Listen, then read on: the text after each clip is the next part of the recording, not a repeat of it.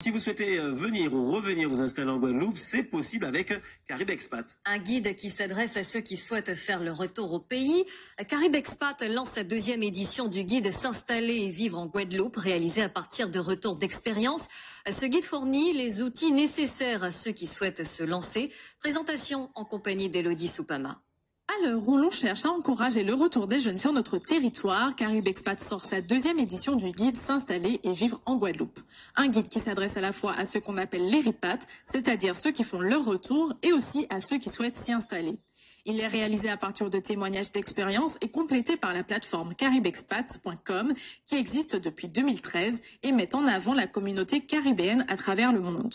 Comment préparer son retour, comment se loger, se déplacer, trouver un emploi ou encore les événements phares, le guide 2023 entend donner tous les outils nécessaires pour préparer et inspirer les futurs expatriés et dits repatriés.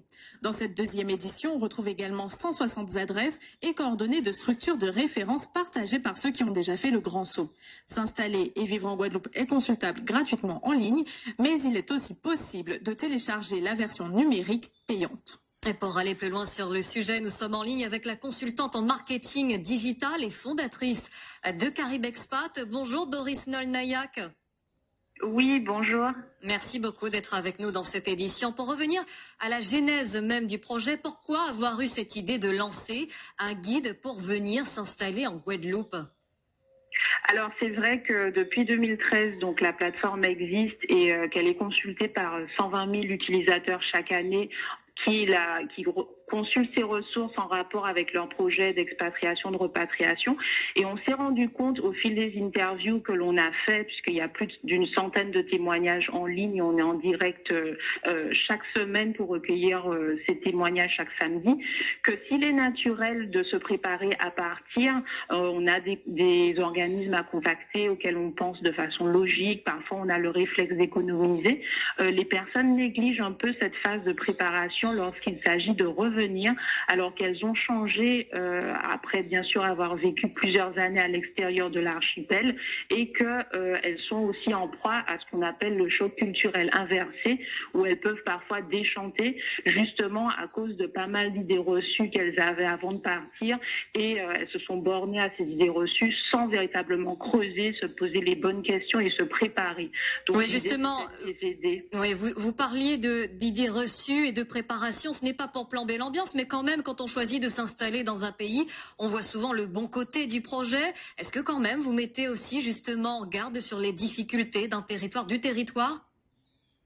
Oui, tout à fait. Alors, nous avons également échangé avec plusieurs professionnels, donc des ressources humaines. Nous avons également intégré dans le guide les données de la dernière enquête des besoins en main-d'œuvre du Pôle emploi, donc qui fait état justement des secteurs et des métiers que l'on recherche.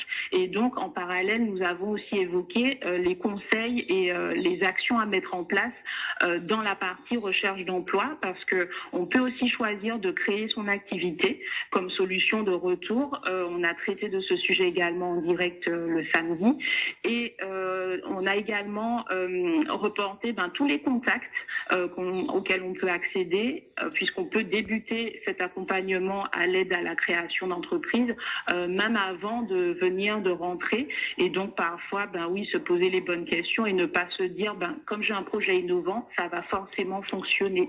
Et il y a aussi des personnes qui négligent le fait d'entretenir leur réputation sur Internet et qui, pour elles, recherchent un emploi, c'est juste candidater avec des lettres de motivation, alors que ce n'est pas forcément comme ça que vous allez vous démarquer. Ouais.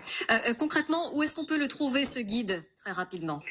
Alors, il est disponible en ligne sur la plateforme caribexpat.com. On peut le consulter gratuitement ou le commander. Et l'idée, c'était vraiment qu'il soit accessible à tous les Guadeloupéens de par le monde. Donc, pas d'impression à la demande, c'est pas écologique. Pas de frais de port ou de livraison. Il est vraiment accessible en ligne. Donc, voilà.